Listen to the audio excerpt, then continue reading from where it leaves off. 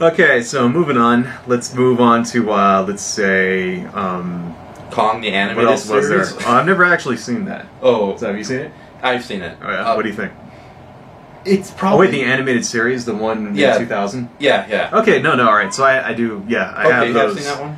I have them on DVD. So I've Okay. got the episodes and the episodes, movies? and then they made a CG movie. 2 of them. And actually. oh, they made 2. No, there's Because there's one movie that's just normal cell animation. Yeah, that's the first movie, and then the there's a second CG one. Yeah, and I had the displeasure of watching the movies recently.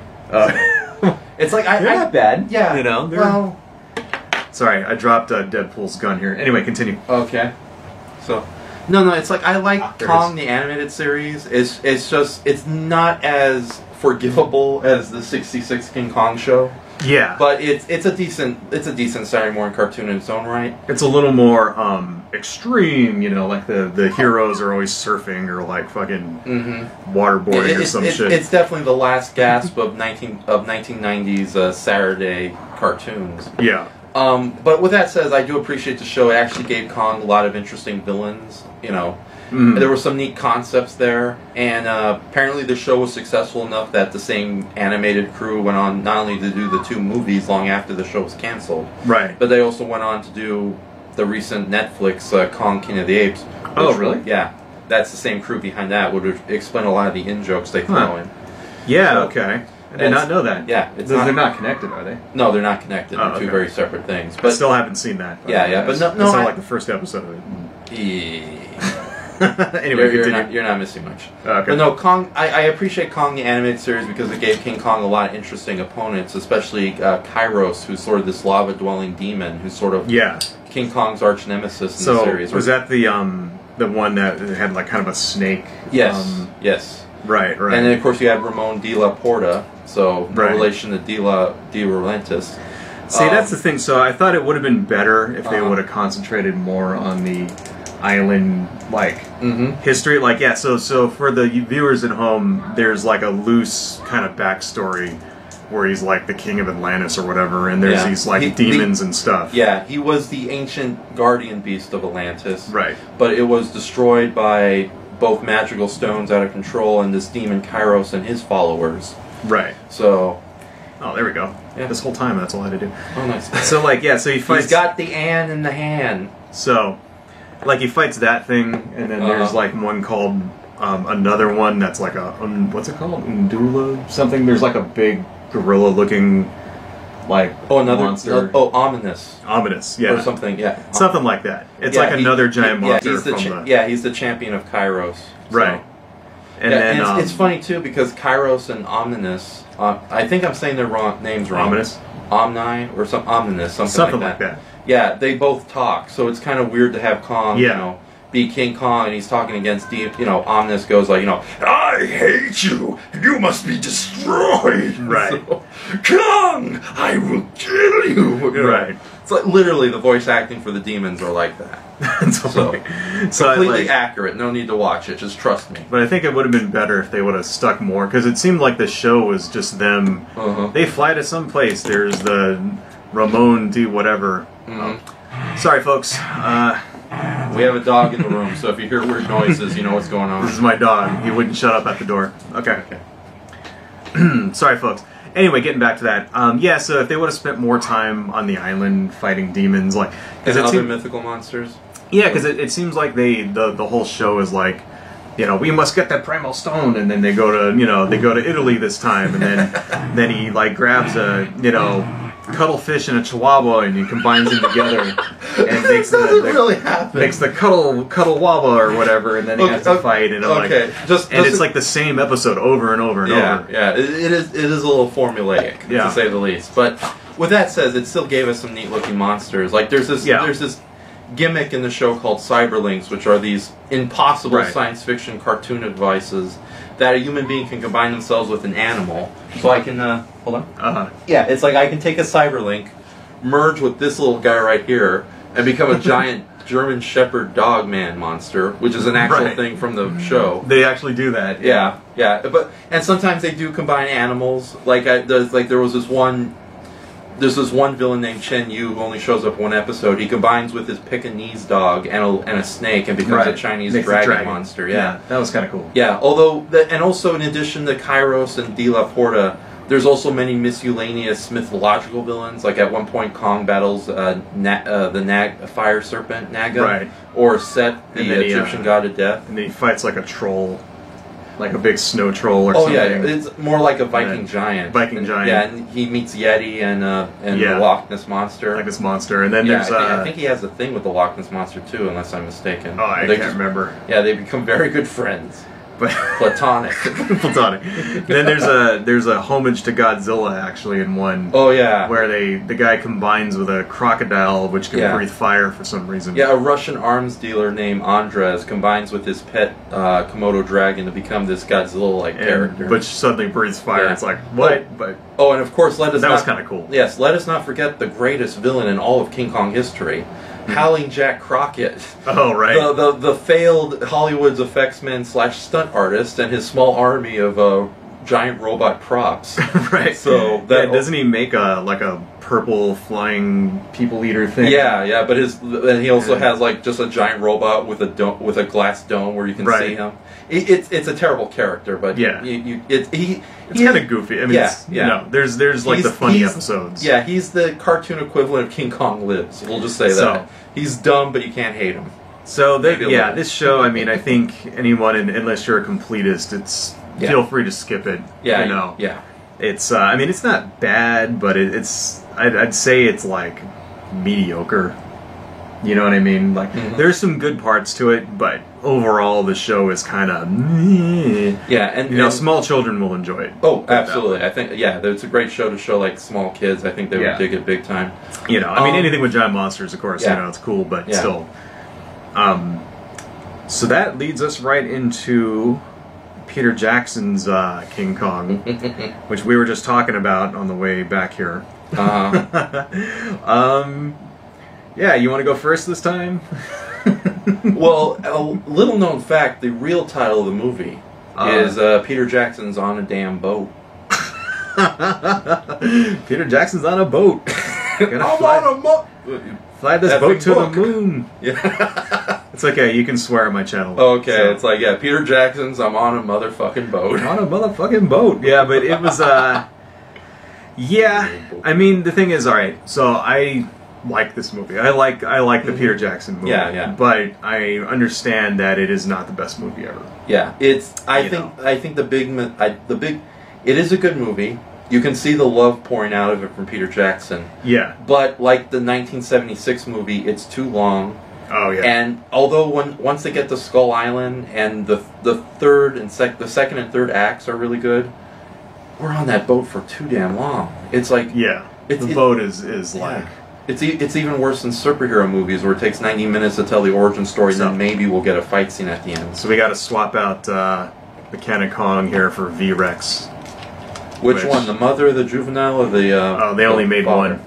Which apparently this figure is worth a lot of money. I didn't know that. Really? Can I see it? We went on eBay here before we got here and it's like $100 for that thing. Anyway. What figure? You never gave me any figure. So, yeah, I mean, I understand that, like, this movie is, like, it was a labor of love. Yeah. And it seems like it was so long and everything because he wanted to do all of this stuff to pay homage to the original, right? And the problem is that 80% of that they could have cut out and the movie still would have probably been better for it. Yeah. So, like there's a ridiculous number of Easter eggs in this movie. Yeah. Like the part at the beginning with the producers, and there's these spears in the background, and those are spears from the original King Kong. I did not know that. Yeah, those are from the actual props, right? And then there's another part where they're in the boat, and there's like all of the there's a scene where like the chloroform rolls out and the captain yells at the cook, he's like, you want to put the entire ship to sleep, that part. Yeah, which is a line out of Son of Kong. Totally. And so there's a part where they show all the chloroform piled up, and on top of that is one of the original gas bombs from the '33 King Kong. And this is all shit from Peter Jackson's like personal Kong collection, and he just like it seems like now that's cool and everything. Like I like little Easter eggs like that. Bob Burns even makes a cameo at one point. Oh, he does? Yeah. So it's I think as one of the onlookers or something. So right on. Yeah, not as embarrassing as like Ray Harryhausen's cameo in the Disney Mighty Joe Young. So it's like I remember when you were that young, dear. Oh, he was in that? Yeah. Oh, I haven't seen that. I haven't watched that in like forever. Yeah, it's not good. I thought it was all right, but anyway, we'll come to that later. Right. But so there's a lot of that, but it seems like like putting in Easter eggs and shit like is cool, but it seems like the entire fucking movie is an Easter egg.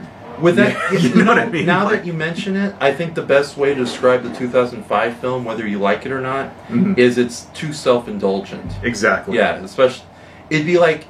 You and I, we love Godzilla movies, but imagine if you gave us $1 million, we'd probably end up creating the most bloated Godzilla movie ever made. Yeah, it'd be like 4 hours long. Yeah, every monster would be in it. Every single one. Yeah, he'd be the fighting 50-foot woman too, because I'm in Shoma. Like he'd be fighting the fucking like desert, the giant condor and like yeah.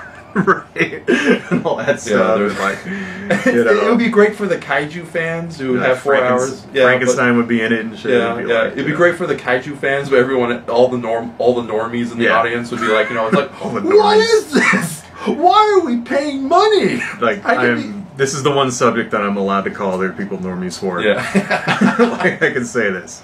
Yeah, exactly. Like so. Like I would say, so like we were saying, we were just talking about this. Funny.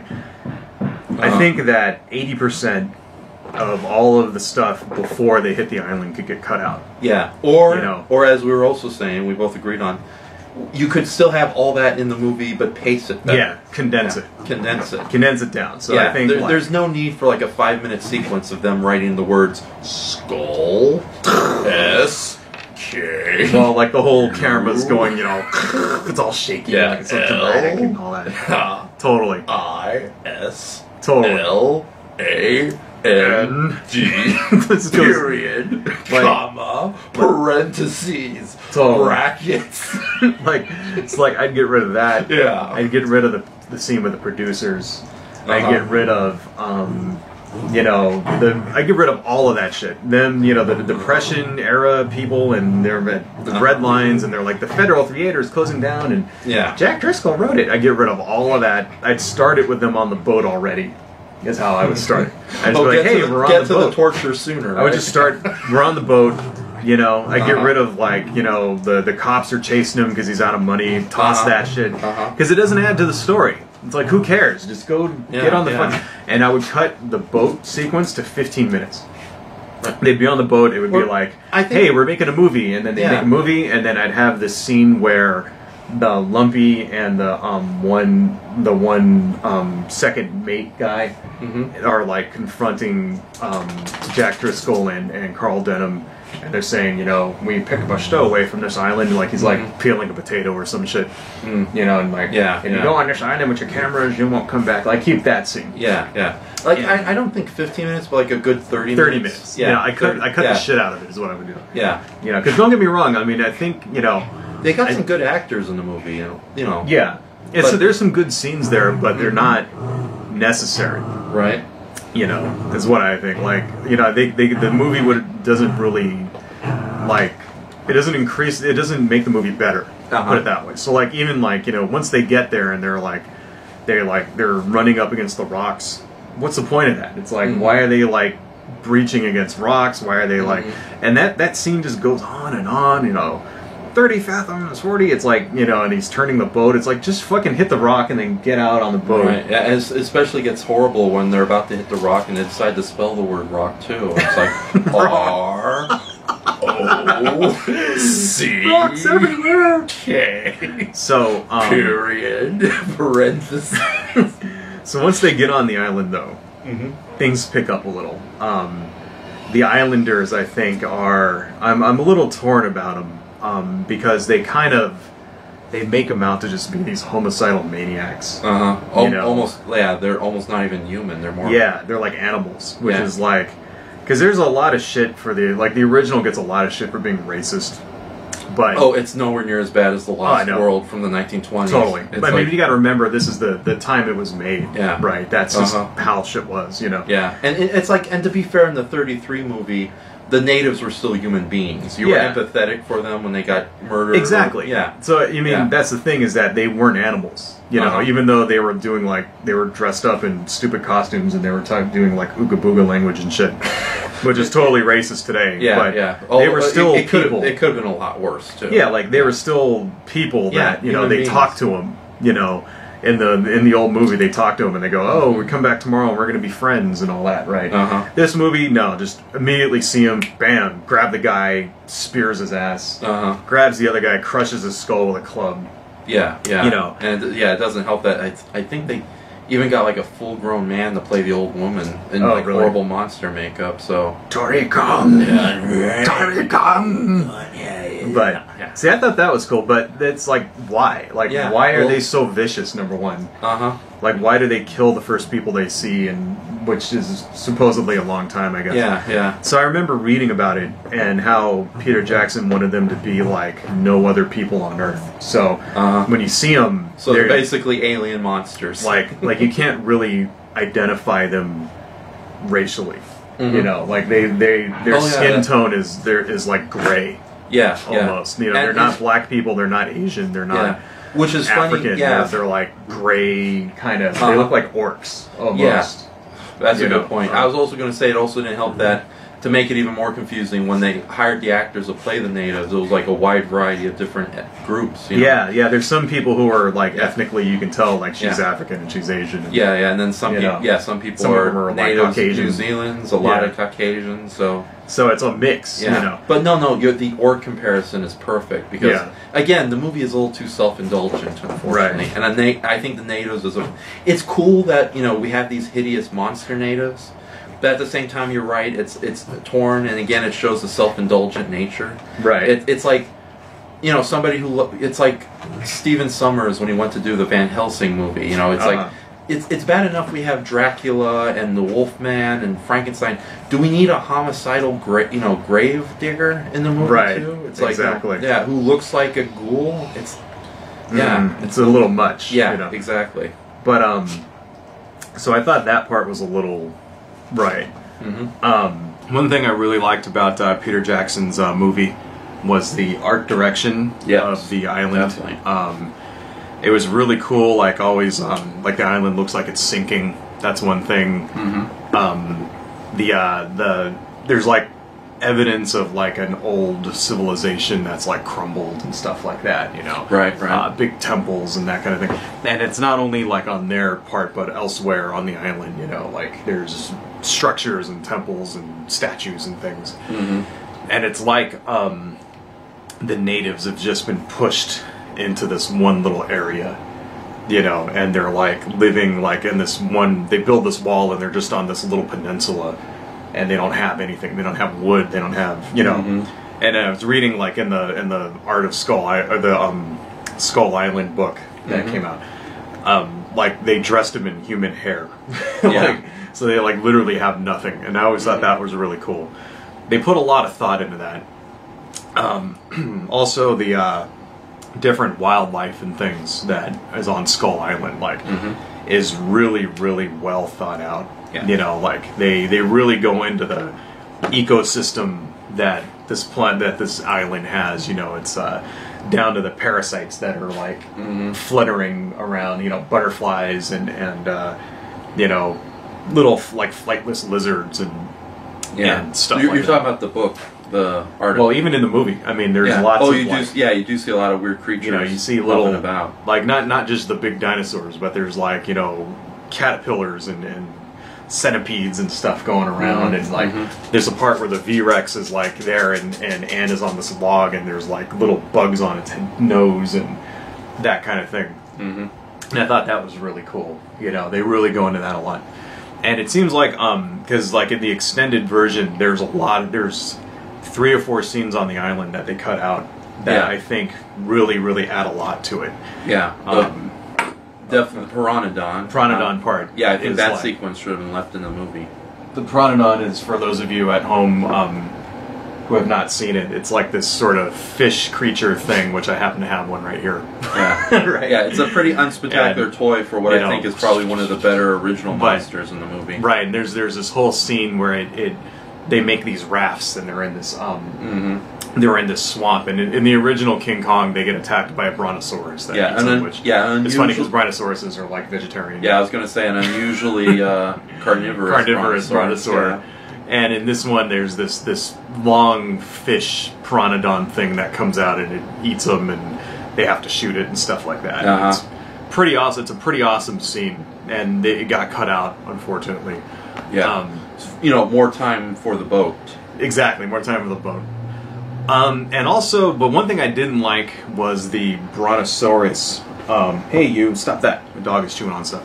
Okay. Was the I'll play with him. One thing I didn't like was the Brontosaurus Stampede, which I thought was like that they could have done without that. I mean, that just it goes on for like 8 minutes. Yeah. And like at first it's kind of cool, like they walk over and then they see the Brontosaurus and he's like, get out there and get in the picture. People think they're fake. Like that's kind of cool. I like that part. But then they start charging, and they're running from them, and it's like a really bad green screen. First off, it's like first because you can tell that there's nothing behind them because they're running like there's nothing behind them. The one guy's smoking while he runs or whatever. It's supposed to be funny. It just looks dumb. It reminds me of that part in the original Jurassic Park when they're running from the stampede of the little dinosaurs. Yeah, they give them mind misses. Yeah, and it's like it's them on a green screen. It reminds me of that, and it's like really, really it just goes on and on and on, and then they get in this giant pile up at the end where like 25 of them are like crawling, and it's all this big massive and it's like, dude, they could have cut that to 1 minute. Yeah, and plus I would find that insulting for the Brontosaurus community. They're not that stupid and easily breakable. So. Exactly, and it just kind of makes it's like, well, how do these things survive so long if all it takes is one light push and the creature is dead, and they just pile up into a giant. I mean, they're obviously not going to survive that shit. Yeah, it's like, for crying out, an elephant can take a shotgun shell to the head and be okay for a couple hours. Totally. It's like something that big would have to But like I said, the movie is very self-indulgent, and that sequence is a perfect demonstration of it. And plus, I don't think brontosaurs would run away from raptors. Exactly. It's like, they wouldn't. They'd laugh at them. Yeah, exactly. And just stomp, Yeah, exactly. It's like you were telling me about. I brought up the fact that paleontologist says that a lot of these brontosaurs, not only were they very strong, but they used their tails like whips to literally break bone, and cut gashes into these littler predator dinosaurs. But then you mentioned a much better example, the wildlife footage of a bunch of lions trying to take a hippo down. Yeah, and they're just there's on YouTube, there's a footage of this hippo, and lions are trying to eat it, and they look like little kittens on top of it because it's just so big. It's like their teeth can't get in far enough to actually damage them. Yeah, like you said it best. It was like a bunch of little kittens trying to take down a pig. So, but yeah, it's just there's suspension of disbelief, and then there's oh, come on, a brontosaur can't, Totally. Yeah, brontosaur's a bigger badass than that. Come on. But there's so Peter, I noticed Peter Jackson does this in a lot of his movies. He'll have these sort of long, protracted action sequences. Sometimes it works, sometimes it doesn't. Like he does it in the Hobbit movie, where they're and the second Hobbit movie where they're running and they're on this river and they're fighting goblins. Yeah. And it's the same kind of thing with this movie. It's like sometimes it's cool. He'll have these chain reaction kind of Rube Goldberg sort of things. That guy will get shot and then he'll fly over there and then he does the same thing in this. And it's like this scene doesn't happen. Yeah, and it's funny too because it's already getting back to Hobbit just as a brief. It's already exciting. They're going down a rapid river in these barrels. Do you have to have the fighting between, with oncoming goblins and elves too? That would have been a great little 3-minute sequence of just rolling rapids in these barrels. Yeah, it would have been good enough. Yeah, like the more adventurous scene from a very good Disney movie, a live action Disney movie from the '60s.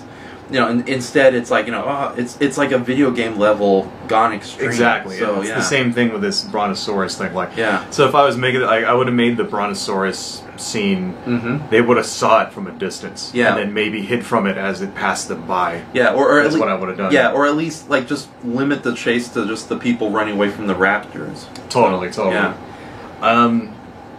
So that part's kind of cool. But anyway, so then again, in what else?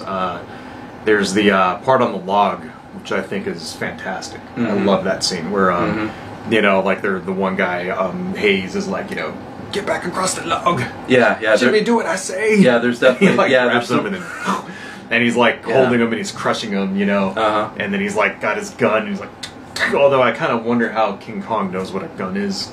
I guess he must have seen them in the past at some point. Yeah, no, the log sequence itself, it's as good as the original 33 version. It has a lot of really good character pathos thrown in there. Yeah. So especially with the death of Hayes, who, you know, again, I don't like the boat, but I do like a lot of the characters we meet. And yeah, but so it is kind of sad when Hayes dies tragically because of, you know, Kong, surprisingly. So one of the few heroes in cinema who kills people, and yet we're kind of okay with it. Exactly. So, yeah, not like Superman, that murderous bastard. Totally. He's not destroying entire buildings here. Yeah, but Batman when he's murdering people left and right with a gun, because that's what Batman does. Again, apparently. But so the scene with the log I thought was really cool. You know. Yeah. It's like, and he's twisting it and they're falling off, and it's a really good remake of the original.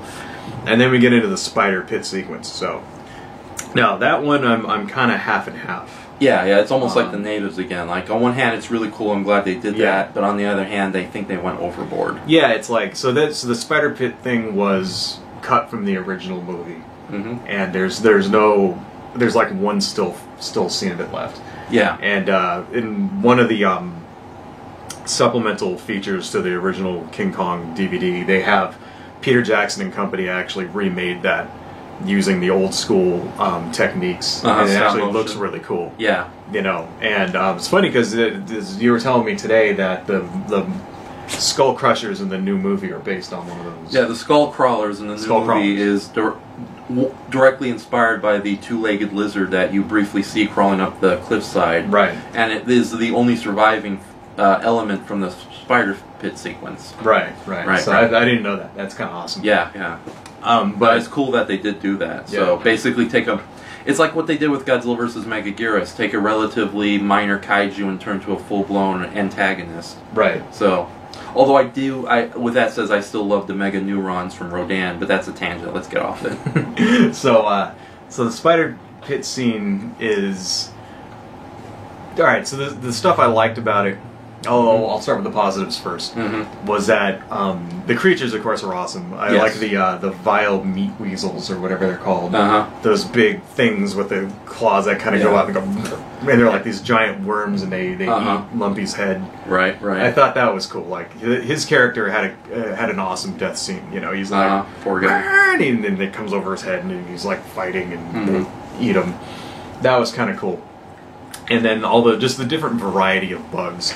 And it kind of makes you think, like, every time something falls into this pit, right? It's a whole nightmare sequence that lasts 10 minutes. Like, every time a Brontosaurus falls down the cliff and lands in this thing, all this shit comes out and just, like, swarms over it and eats it, like, And it reminds me of, like, if you've ever, like, been in the park or something and you see a dead bird, and it's got, like, bugs all over it. Yeah, maggots, ants, flies. Maggots and ants and flies, and it's just being devoured. You know. So I thought that was kind of cool. What I didn't like about it was that it's too over the top. Yeah. You know, you have the crickets jumping on Jack Driscoll, and the other guy has, like, a magic machine gun where he's firing them, and stop moving, and he's got a Tommy gun, which is like, it'd be much better just to take the gun and hit him. To get them off. Like the giant Wettas, or the Weta Rexes as they're called, those are cool. I did appreciate that, but the way they got them off was a little, again, like it's already an over-the-top sequence, but it's like they bend the suspension. It's almost like, again, getting back to Lord of the Rings, it's like when the battle of, darn it, what is that, with all the orcs gathered around the siege? In the second movie? Of the one fortress, whatever it's called. Yeah. It's like, our heroes arrived in the morning to, the cavalry arrives with all the horses. that's a steep hill they're running down. It's like realistically, each and every one of those riders of Rohan would have, been crushed under their weight, like the freaking Brontosaurus. So, it's like sometimes it helps not to make a. They're too cool for school with some of this insanity. So you see that a lot with Michael Bay's Transformer movies. Yeah, that's a good. It's like just because you can do it doesn't mean you should. Yeah. Or if you do it, do it with a little more finesse.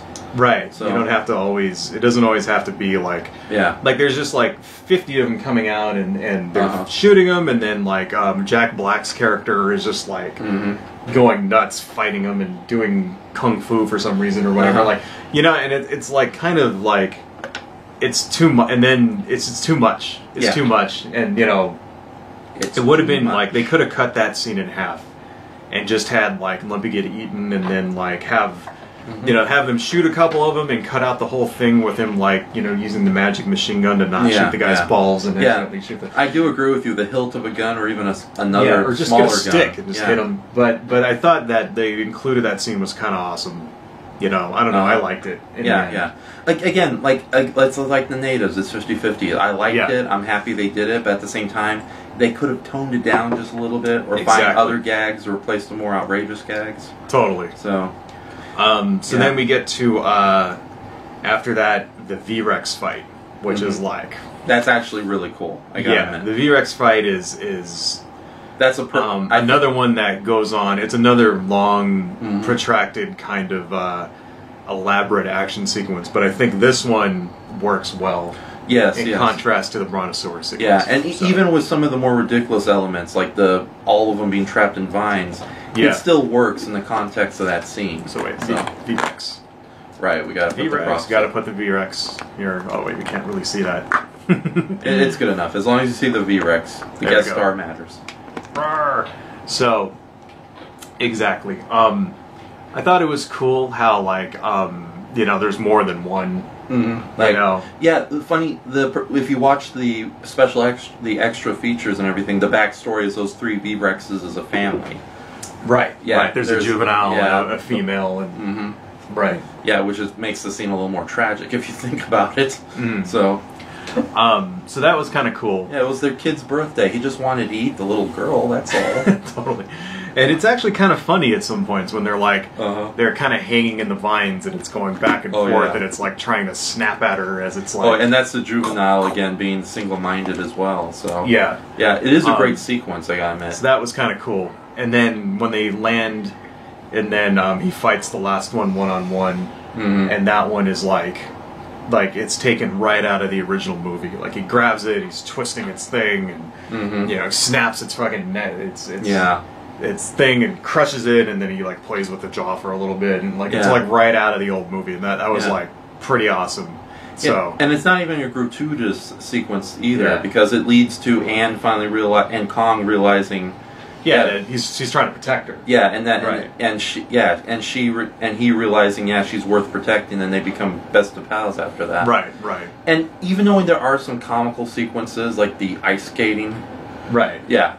We'll come to that. Yeah. I have to admit, one of the big elements of this movie I do adore is, and it's something even the filmmakers admit to, it is a friendship story between Anne and Kong, and it is probably among my favorite versions of those two characters, if not the favorite version. So that's cool. So they touched a little, they did a little bit of that in the 76 one, where they made them more affectionate towards each other. Yeah, although maybe a little too affectionate, so... But like the original, the original is like she's just like in the original Fay Ray is just trying to get away. Yeah, definitely. Like there's a part where he's holding her like this and he's like stripping her clothes off. Yeah, it's a little more one-sided. And she's just screaming. She doesn't give a shit. She wants to get the fuck out of there. Which is like in real life, that's kind of what you'd be doing. Yeah.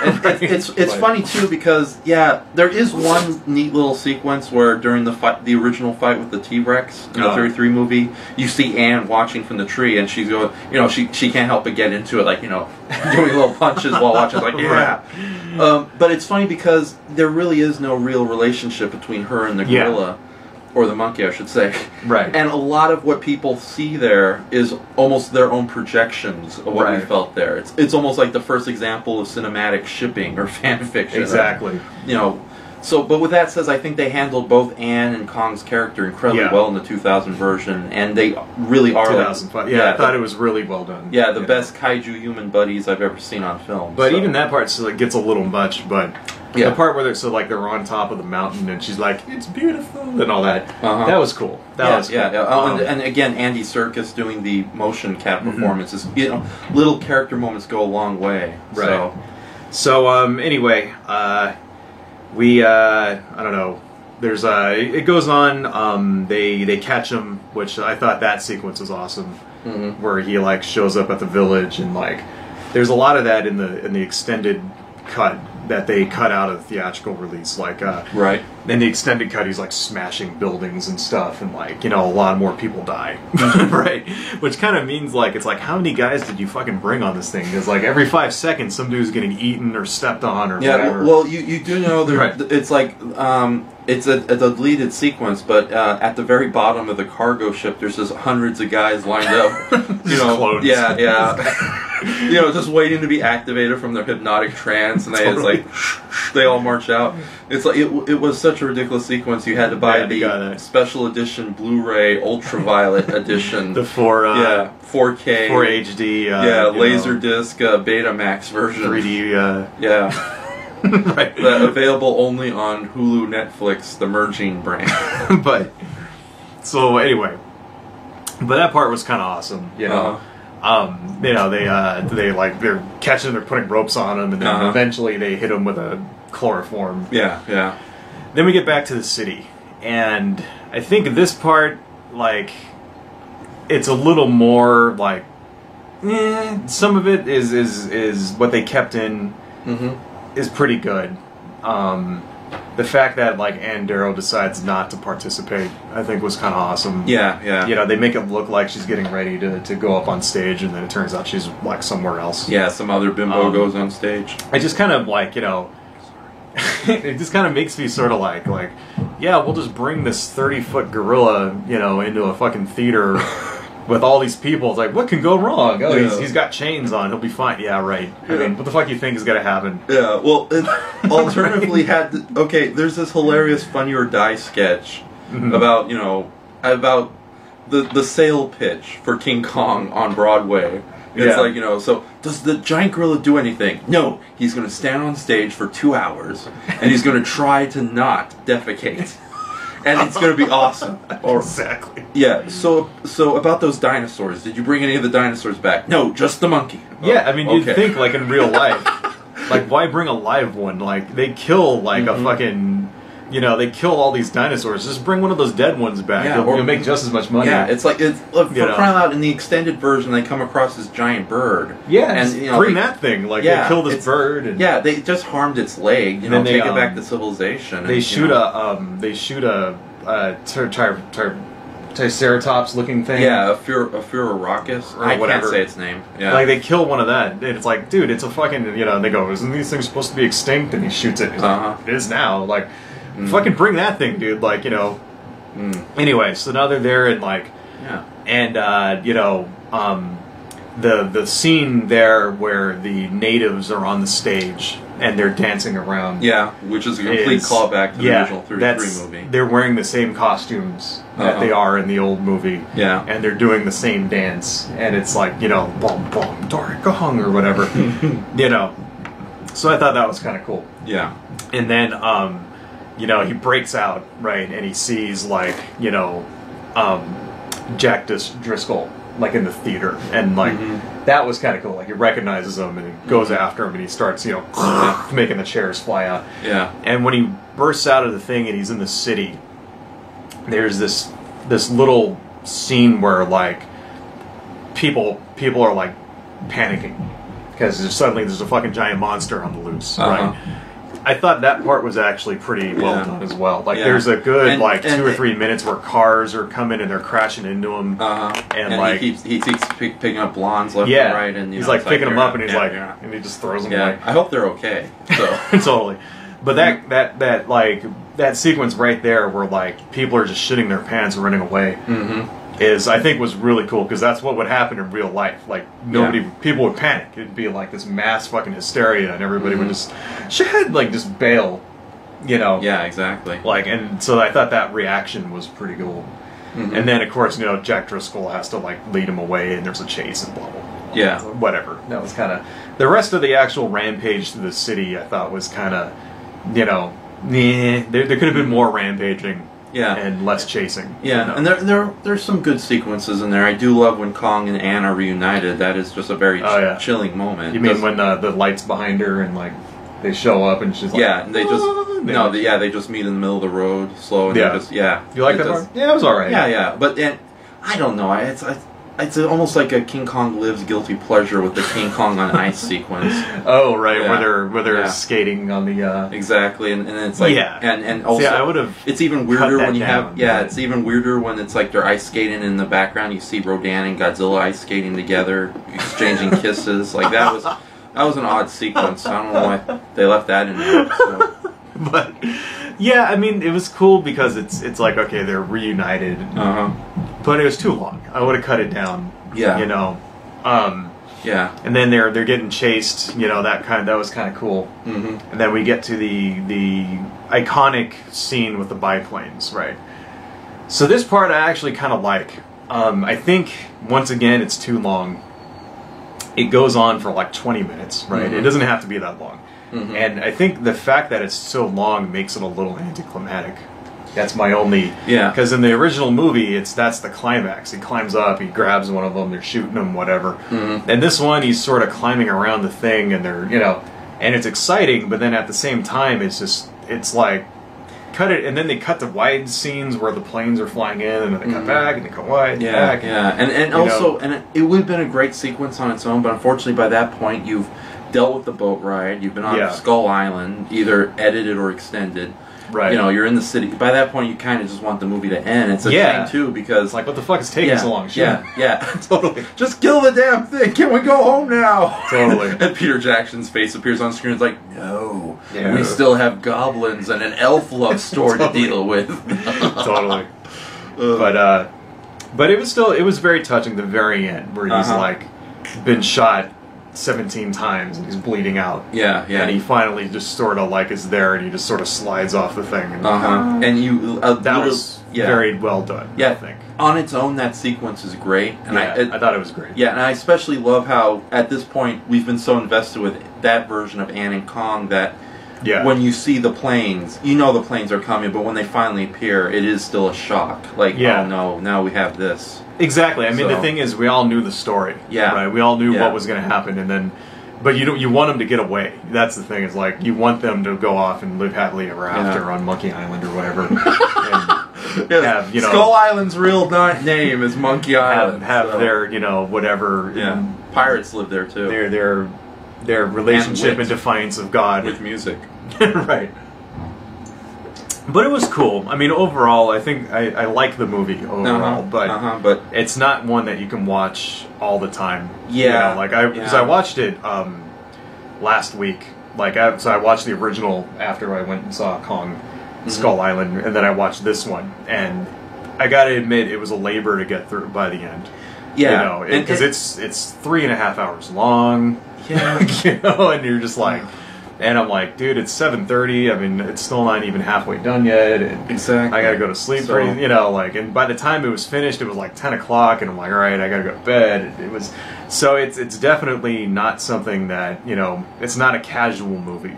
Yeah. It requires some investment. Yeah, and also the tragedy of that is because it does require a lot of investment, and there's a lot of fat that you have to go through before you can get to the good. Yeah. I think the movie also has kind of a limited rewatching value at that too. But the good parts are good. That's the thing. Is that you want to see. You want to see the. Yeah. It's like I'm waiting for the fucking V-Rex fight, and I'm waiting for the monsters to show up. Yeah. And all that shit. It's like going through a really good art gallery, except each and every painting is separated by a mile-long walk. Exactly. So totally. A mile-long walk with nothing but pictures of penises on the walls. You're just like, oh god. I wouldn't say it's that bad. I gotta see more penises in order to get over there. Even worse. During the mile-long walk, it's pictures of boats. Boats. Just boat. Oh, that one's good. Okay. Another 2 miles. We've got to see these other ones. Yeah. Like there's more boats. It's like, what's with your obsession with the penis museum, by the way? But anyway.